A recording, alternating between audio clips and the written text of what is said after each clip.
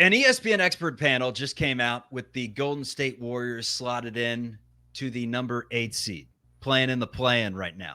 But it seems like it could be a wild, wild west with how this thing breaks down. We're also breaking down some of the player-by-player comparisons for the Warriors. Where did they get better at this offseason? Where do they still need a lot of improvement? With Matt Kolsky on today's Locked On Dubs.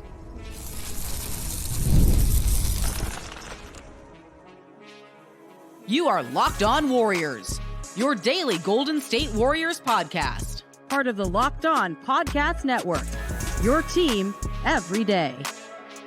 What is the good word, everyone? Thank you for making Locked On Warriors your first listen of every day. We are free and available wherever you get your audio podcasts, also streaming on YouTube. If you're watching on YouTube, subscribe to the show, like it. It's a great way to say you love the Golden State Warriors and tell your friends about us. We're free. If it's free, it's for me. Today's episode is brought to you by FanDuel. Now through September 22nd, all FanDuel customers can bet $5 and get a 3-week free trial of NFL Sunday Ticket from YouTube and YouTube TV. Visit FanDuel.com to get started. We are part of the Locked On Podcast Network, your team every day. A former teammate of mine at 95.7 The Game in San Francisco, where I was behind the curtain. I was the ones and twos as the producer for Matt Kolsky, who was doing Warriors postgame, but he joins the show today. Second appearance on Locked On Warriors. We're getting into some of the players that the Golden State Warriors got this offseason, where their roster is constructed as a whole, where it's good, where some of the flaws are, and talking about an ESPN panel that has the Golden State Warriors right now is a consensus number 8 seed in the West. But Kolsky, how we doing, my man? How was the Labor Day weekend for you? Very good, very good. A nice, relaxing Labor Day weekend. Went to a Renaissance fair with the family. Lots of fun. Lots turkey of fun legs. Turkey legs. Oh, yeah. I ate a big turkey kilt? leg. Yep. I did not wear a kilt. No. Oh. I did see people in kilts, though. And I got to say, man, respect to everybody on a day with mid-80 degree weather and mid-80% humidity. Anybody who wore the full Renaissance outfit that day earns my respect. My brother used to get on a party bus and they down some Guinnesses and they go out there and they were literally part of the Renaissance with the kilts and everything. But that's for another day, Kolsky. Yeah, we'll have that on a different podcast. But today it's all about the Golden State Warriors. Let's just kind of break this thing down piece by piece. It's been a minute since we've done a show since the Steph Curry news, because aside from that, it's been some small hitters and some more of hypothetical season. That's where it pretty much stood. But now we're getting into the nitty and gritty of this thing. Warriors heading to Hawaii here soon. Training camp begins in October. So it's time to discuss what we have on hand.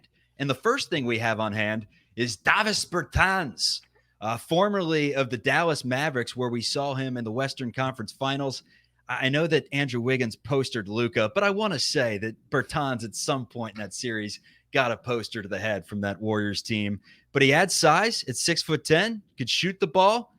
What are your thoughts on him coming to camp? Does it mean anything to you? It means they're continuing to search for tall guys who can play, who specifically who can play in the system that they want to run, which requires, a reasonably high level of intelligence. And if the goal is to have Draymond Green and Jonathan Kuminga on the floor together a lot, which I think the best version of the Warriors has that big guy's going to want to be able to shoot as well. And, I think that's why we've heard Kevon Looney talk about losing weight and working on his three-point shot. That's why Kyle Anderson is here. That's why they're looking at a guy like Bertans. But for my money, the best version of the Warriors season does not feature Davis Bertans prominently. Let's just say that. He's going out on a whim, everyone. He's going out on a whim and saying that Bertans is not going to be. But maybe he could be like this year's Nemanja Bjelica, Sure. I would hope that there are guys ahead of him who would fill a role like that before he did, Okay. Look, I think, strangely enough, now look, height has been a problem since Steph Curry got here, weirdly enough. I guess Bogut solved it for a while, but minus Andrew Bogut, the search for a big man that can play big minutes with this team and be a positive force has been tough. Kevon Looney has been that stalwart, but he's 6'9". He does yeoman's work, but my God, it'd be nice to have someone taller. And Trace Jackson Davis felt taller last year, but I don't think he's bigger than 6'10" either. So, all of that said, Kyle Anderson, Draymond will play some center. You still have Looney. I think there's enough guys ahead of where Bertans would be that if he's playing big minutes for this team, either he's had a real career resurgence or something has gone wrong. Between the three-way players, Reese Beekman, Daquan Plowden, Pat Spencer, and then we'll throw Quentin Post, who is an unknown right now, into the mix. Do any of those names get you semi-excited for this upcoming season? No. Pat Spencer's a nice story. I don't really think he's an NBA player. And the other guys, who knows what the future holds in terms of an end of the roster spot. But again, I think one of the strengths of this team actually is sort of 5 or 6 through 12 or 13, right? I don't think those 13, 14, 15 guys on the fringes, I don't think they're going to get a lot of looks because the 12th guy on this team is a pretty good player. Yeah. Where does Kyle Anderson fit into the fold? We talking 7-8, we talking a potential dark horse to start, which doesn't seem likely considering the role that he's played throughout his career. But Kyle Anderson, how high are you on the 30-year-old out of UCLA this upcoming season? Well, I think those are two pretty different questions. How high am I on Kyle Anderson? He'll turn 31. How high is he in the rotation, I guess? That's the simple question there. I think that's going to depend hugely on if he is both willing and able to shoot and make three-pointers. But look, we may not think of Kyle Anderson as a center. But for this team, he's about as big a body as they have. And I think what he does bring from a value perspective is an incredibly smart, under control basketball player. He's slow-mo because he's slow, but he is so under control. He understands his game so well and how to fit in to a team concept that moves the ball so well. I think he's a really intriguing option to start because I think you got 4 guaranteed starters, at least if it was me. And now the one place Steve Kerr and I have always not seen eye to eye is on Jonathan Kuminga, but I don't know how you go into this season without putting him straight into the earmark a starting spot for that guy. I think obviously Steph, Draymond, and based on everything that's happened in the offseason, Podziemski are guaranteed starters. And I think that 5th spot, it depends on a lot of things. Do you want to go small and have an Andrew Wiggins start with those 4 guys, and then your front court is Kuminga and Draymond? Do you want to go big? And then I think it's a choice between Looney, Anderson, and Trace. I guess Trace Jackson Davis. Yeah, those are pretty much your 3 options. Then there's the extreme option where they throw a 3-guard lineup at this thing, and it's Gary Payton or something. Would you put it beyond Steve Kerr to start either Payton or Moody with Curry, Podziemski, Kuminga, and Draymond? I wouldn't.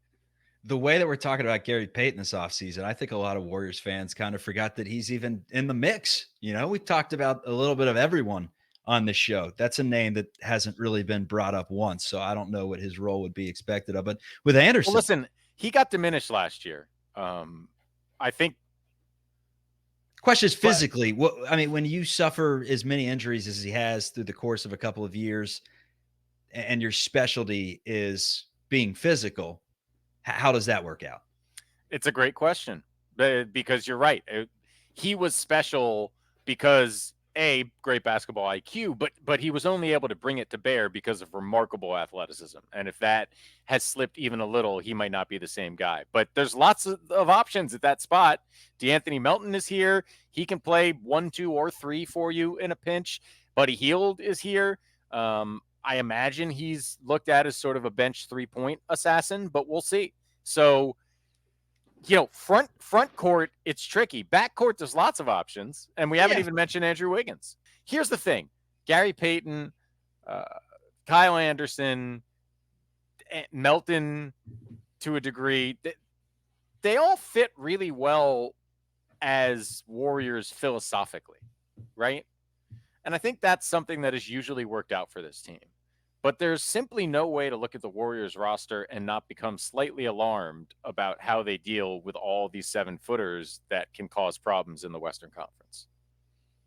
Yeah, I mean, for the longest of time, size has mattered in this game. And what Steve Kerr and company has done over the last decade and a half has made it sometimes hard to see. It's clouded the judgment, at least to the front office and the coaching staff, and going out and getting bigs. Because, I mean, based off the time we spent on the radio, what was one of the most popular topics that was called in with the Golden State Warriors? It was size, man. Yep. All we had to do was mention Dwight Howard's name and the phone lines would light up. We'd get an hour of content from that, man. What a silly thing, too, because that was well after Dwight Howard provided any value to anyone. But yes, it's been other than Andrew Bogut. And look, I love JaVale McGee, but it's not like he fully solved that problem. It's something they've never really solved. And I would argue it's less about the clouded judgment of the front office and more about two things. One, it's just hard. There's just not that many really good big guys. There just aren't. And two, if you place a priority on fitting into a particular style of play, which is what they've done, and I think to their great success, it's particularly hard to find big guys that can do that. The Golden State Warriors right now are picked 8th by the experts from ESPN. Apparently a play-in team. Is that fair? Is that unfair? And how loaded is the West? That's coming up in just a bit on Locked On Warriors. You've heard us talk a lot about FanDuel, America's #1 sportsbook. Well, we have a little something different for you. This is now through September 22nd. All FanDuel customers can bet $5 and get a 3-week free trial of NFL Sunday Ticket from YouTube and YouTube TV. Then with a YouTube TV base plan, you'll be able to watch every regular season Sunday afternoon out-of-market game. All you need is a Google account and a current form of payment, and you can cancel anytime. And if that's not enough, FanDuel also has something special for the listeners this weekend. Be sure to check out FanDuel's Profit Boost in the app and use it for FanDuel's Double Your Winnings. This is all of Sunday, 9/8 opening weekend. We got pregame moneyline bets. Profit Boost will be live starting Friday on September 6th. View your account page now to learn more about your boost. Get a boost. Just visit FanDuel.com. Download America's #1 sportsbook. One of our most listened to and viewed shows since I've started on this program was one of my first. It was Buddy Hield, and Kylan came out really hot with like a Dub Nation, get fired up. We got Buddy Hield, and I was like, slow your roll, and kind of I threw some backhands at the guy, and I do think he's a nice player to a certain extent, but you mentioned it, limitations. He is what he is. You think at 31 years of age sometimes that a player can just change, that, new coach, you see it all the time in a sport like football, new coordinator, someone comes in, this player is going to change, but sometimes you just are who you are. And that is a really good 3-point shooter. And at everything else, there's a lot to be desired, hence why teams are giving up on you. And, with that being said, in this offense, it's like the one player that I look at and I'm like, maybe Buddy Hield isn't who he is. Maybe he actually is a top 10, a lottery talent. And he's that player that we all thought he could be. And Steve Kerr in this offensive scheme is going to get him to snap out and he's going to have a big year. But I think that's wishful thinking. That's crazy talk, right? I mean, my initial thought was to just come out and bash everything. I'm like, okay, they got him for like $8 million. That's exactly what he's worth. Don't be expecting much. Everyone that's saying Buddy Hield's going to play 30 minutes, you guys are crazy. It's more like 12 to 15 if the Warriors want to be good. But I'm kind of in a mental pretzel here because I could see it being both ways. But I feel like my initial gut reaction is the right one. You shouldn't expect too much. Buddy Hield's a tougher one than DeAnthony Melton for me to say, like, I have great confidence he can find his way as a Warrior. That being said, I do think there's a significant opportunity for him to find his way as a Warrior, probably in a sort of a sixth man role. But like, going back a decade ago to his college, like Buddy Hield is a capable scorer when he's on, and the Warriors' movement and the gravity of Steph Curry gives opportunities to guys like that. Going all the way back to Leandro Barbosa, it's not. Over the years, we've seen those guys, and it's not always the guys you expect, by the way. I think Barbosa is a great example, right? Who, for whatever reason, get into this system, and the combination of the movement and the gravity of Steph Curry help them. I mean, is it going to be a breakout year if Buddy Hield plays 25 minutes and scores 15 points a game? I don't know if that's a breakout year, but he can certainly. He would get paid more than $8 million next offseason if that's what he did, right? So, I think he's under contract, by the way, for several years. Yeah, he's under contract, so he is going to be getting paid a little bit more. He's going to get paid 9.5. There we go. Little bonus, peanuts for him, for us. Yeah, but that's what the Warriors would like to get from him. No one's expecting him to break into the starting lineup, and all of a sudden, Buddy Hield's averaging 20 and playing elite defense. Like you have to have realistic expectations, but again, the strength of this team is going to lie in its depth and Steph Curry. It's always Steph Curry, but beyond Steph Curry, especially from a scoring perspective, it's all hands on deck all the time. I would love to see Jonathan Kuminga average 20 points a game this year. I think he can do it. I think he can do it by scoring 28 to 35 on a handful of nights and 16 on a lot of nights. You know what I mean? So they're going to need Buddy Hield, Melton, the occasional Kyle Anderson explosion. Brandon Pajemski is going to have to score. Draymond Green, I would like to see in double digits. It's an all hands on deck season. It's a strength in numbers season for this team to be anything better than mediocre. Yeah, it's the 21-22 method. You hope a little bit of everything goes right, all the way down to Otto Porter being the perfect role piece and having a really nice season, to Gary Payton blossoming and Andrew Wiggins Porter's having a good one example, of the best seasons. Right? Porter was wildly underwhelming in a lot of scenarios, and with the Warriors, it just worked. And I think that Buddy Hield could it didn't work after. And it didn't work after, No, yeah, and it often doesn't. Sense. Yeah. Yeah. That's a thing that the Warriors have managed to produce. Like Maurice Spates didn't play long after he left here.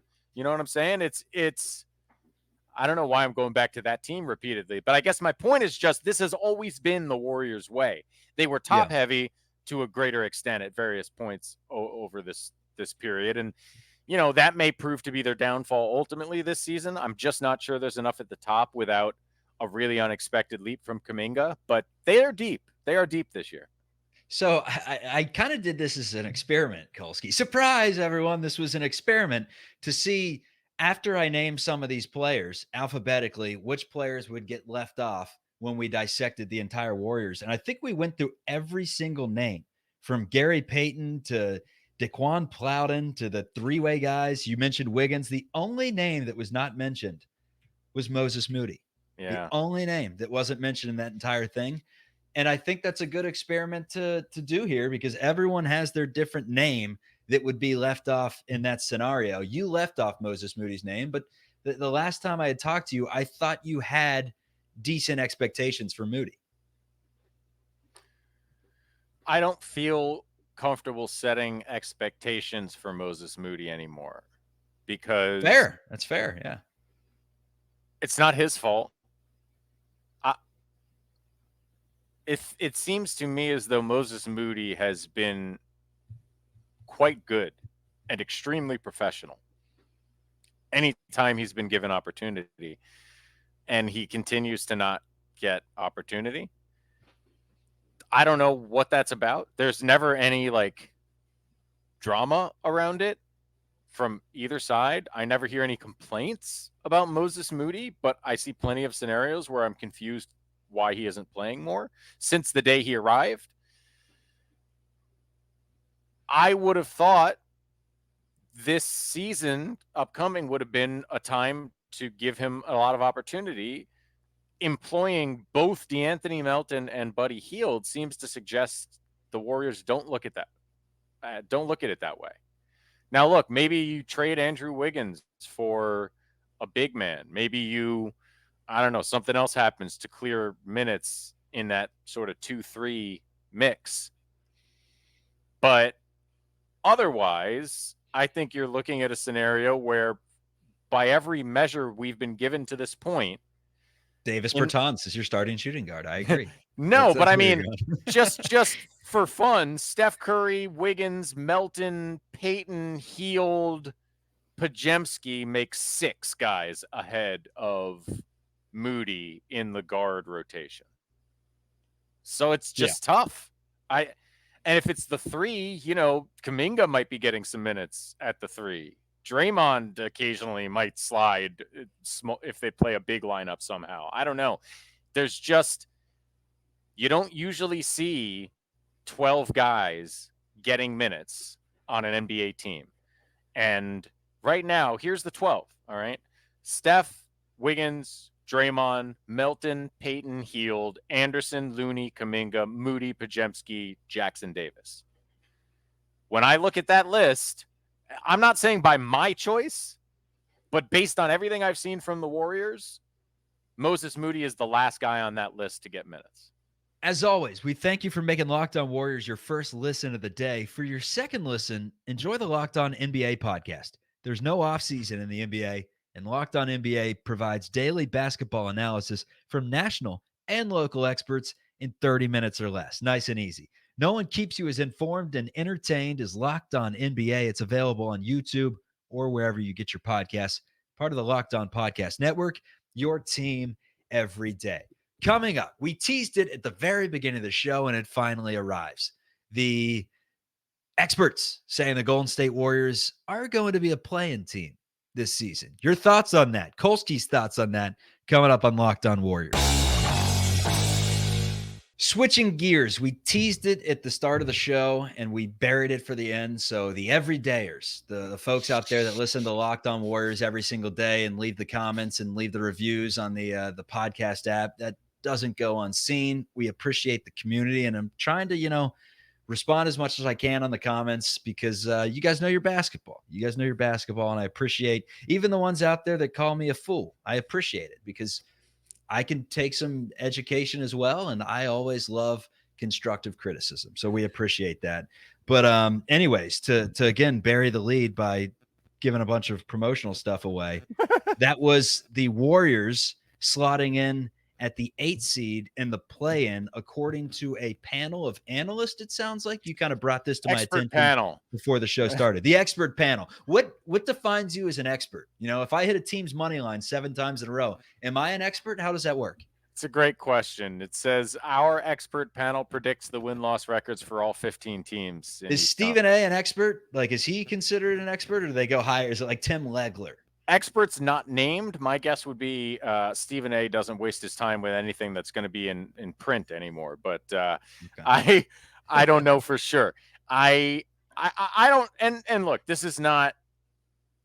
There are going to be all sorts of forecasts, right? This is hypothetical season. It's the worldwide leader coming out with a report. So we'll spend a few minutes on hypothetical season. And I think generally it captures the consensus of how the West stands reasonably well. All right. So just to quick smash through the top 4, they've got Oklahoma City 1, 57 wins, Minnesota 2nd, 54 wins, Dallas 52, and the Nuggets also 52 in the 3-4 spots. I think if you're picking regular season 1-loss records without, trying to be clever, you're going to put those top 4 as the top 4. They are on paper and in reality, using last year's results, better than the other teams, certainly in a regular season situation. After that is where it gets interesting to me, because they've got the Phoenix Suns at 49 wins and the Kings at 47 wins, both listed in the contenders category. And then they switch to the play-in group for Pelicans, Warriors, Grizzlies, Rockets in that order. Now, all of those teams from 5 all the way down to 10 are between 44 and 49 wins. If you take out the Suns, who, 49 wins seems reasonable, but who knows how much those guys are going to play with Beal and Booker and KD. We don't know. Their regular season was a mess last year. The Kings at 47 and in 6th, and the Houston Rockets in 10th are separated by 3 wins. The Lakers also at 44 wins picked 11th. The Clippers at 43 wins picked 12th. So in their projections, from 12th all the way up to 6th, which is 7 basketball teams, you're separated by 4 wins. There's no way you can tell me, even if you think the Warriors are the 11th best team, they're not going to be much more than 3 or 4 wins out of the range of the 6th spot. So, look, are the Warriors contenders this year for a title? Not unless things break incredibly well for them, right? I think we can all admit things would have to break really well for them to win another title. But that happens, and they're certainly in that mix to get into the actual playoffs without seeing a play-in tournament. And I think that's why Brian Windhorst called the team a squad to watch. That was like the words he used, like keep an eye on the Golden State Warriors. And it wasn't because the Golden State Warriors are going to be title contenders. It was more so, hey, this team can hover. They can be solid. They can hang in there. And they have, the assets and forget just the assets. They have the desire to go out and get a game changer if they want to. I mean, that's what we've seen this offseason. They're at least attempting. Now, how far the conversations went with every single player, it sounds like the Warriors, balked at a few of them and said, we're not going to do that. So who knows how hard they've actually gone after these star talent. But that's what it sounds like they are, from all indications, planning on doing. And that can happen in season as well with disgruntled stars, with teams that are looking a makeover. And forget just that. We always talk stars. Like Stephen A on the show with Windhorst is going after him. He's like, the Warriors, they didn't go out and get their star. What are they doing? Why do we have to use the word star? Like, can a really complimentary piece and the right piece come in and shift the Warriors? Or does it have to be a superstar? The Warriors that far away to where it's like, no, they either get Giannis or Zion Williamson or, whoever it may be, or it's done. It's going to have to be a significant, something significant is going to have to happen, right? Now, what is that? Is that Jonathan Kuminga being better than everybody expects? Is that a trade where you turn Andrew Wiggins into somebody, a surprise, an up-and-comer, like a Shai Gilgeous-Alexander who's thrown in a package dude, let's – right. That took too long to develop, though. So that's the trick, right? And I think that's where – you talked about what they did this offseason. I don't think there's any question they went after Markkanen. Did they go hard enough after him? Could they have gotten it done with Podziemski? I don't know. My instinct is no. My instinct is they couldn't have gotten it done because Danny Ainge was never really entertaining it. But the problem is not only do you need to identify someone and get the other team to cooperate, but then they have to be someone that is actually good enough to put you over the top. And I think Markkanen was the best chance of that. I think they did everything they could to explore it. And I think if another opportunity pops up with someone we're not expecting, they will do it again, So I don't take that off the table at all. And does it have to be a star? Obviously, it depends what else happens on their roster and around the league. But I do think a consistent number 2 scoring star has to be found somewhere for this team to be a legitimate title threat. Yes, and I like the word emerge. I like maybe he emerges from a team that ships one of their own players because he hasn't hit his peak yet, and all of a sudden he emerges. Yeah, maybe not mid-season, but a trade happens. In the next month, they said that they could potentially go into mid-September making some moves here. They got to hurry up. Camp starts here in under a month, but they have things to trade if that opportunity arises. And that's what I was getting at with Shai Gilgeous-Alexander. It was like, they always use the word star,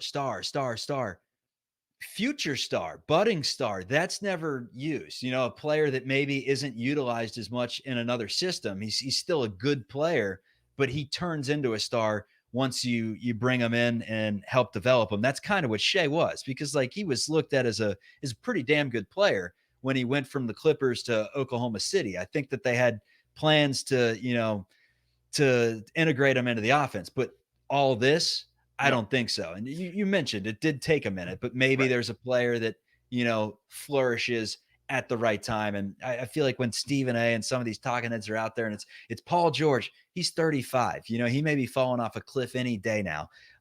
They always tend to overlook players that are blossoming stars, because there are blossoming stars every single day. Is stars at one point start to, slowly trickle on by. I mean, or it's just somebody who fits really well, like Andrew Wiggins did in 2022, right? Yeah, I mean, we enough. can make a convincing argument that the second most important player, certainly top 3, to the Warriors 22 championship was Andrew Wiggins. He has not been that valuable before or since, but that still happened. And I think it's that sort of surprise or emergence that the Warriors would need to do it again. Strength in numbers and a little bit of magic. Not Orlando magic, a little bit of Bay Area magic, a little Mission Bay magic. Matt Kolsky, you can catch him on KNBR. Thanks for joining the show today, man. You're going to be a frequent guest, a guest host with me over the next few weeks, so people be hearing plenty of your soothing voices, as if you have a couple. But anyways, I could do some Kolsky, voices if we need to. Good to see you, man. Have a good one, everyone. Locked On Warriors, free and available wherever you get podcasts.